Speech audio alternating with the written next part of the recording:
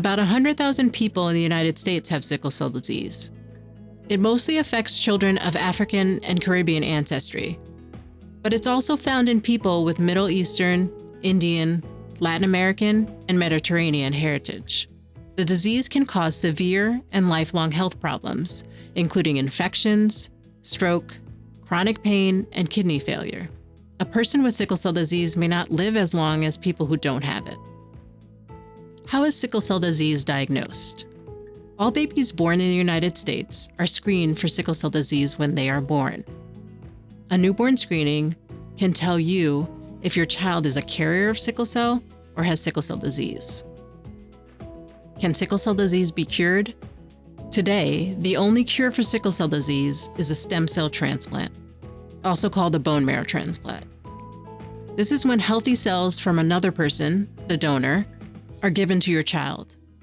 These stem cells replace the sickle blood stem cells and restore normal production in children with sickle cell disease. The first step is to determine if the patient has a compatible full sibling donor. This is done with a blood test or a swab of the cheek. The best outcomes are usually when the donor is a healthy sibling. Is gene therapy available to treat sickle cell disease?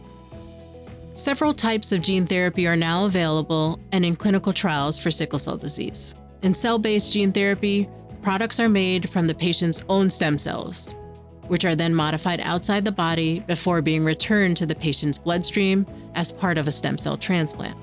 Outside of stem cell transplant and gene therapy, there are disease-modifying therapies like hydroxyurea, whose goal is to relieve symptoms and prevent complications. Children with sickle cell disease also need to take penicillin to stay healthy until they're at least 5 years old. Parents should make sure all vaccinations are taken. Caregivers should report any fevers or signs of infection. How can the outlook for those with sickle cell disease be improved? There are some strategies used to treat other rare diseases that can help those with sickle cell disease. Developing a national surveillance system for sickle cell disease would help determine where to apply healthcare resources and where there are gaps in research. Racial and ethnic minorities often face more health problems due to a history of systemic racism, which can reduce their access to things like healthy food, space for exercise, and quality healthcare. As a result, they can have more health issues and find it harder to stay healthy. Since sickle cell disease usually affects Black and Hispanic people, improving access to care for marginalized groups could be helpful. Another problem is the lack of medical providers interested in caring for patients with sickle cell disease. This often results in people with the disease going to emergency departments for care. But those facilities are not always equipped to deal with chronic health issues.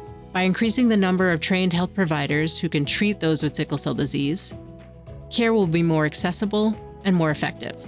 From first conversations to treatment, Boston Children's Hospital is committed to keeping children and adolescents healthy.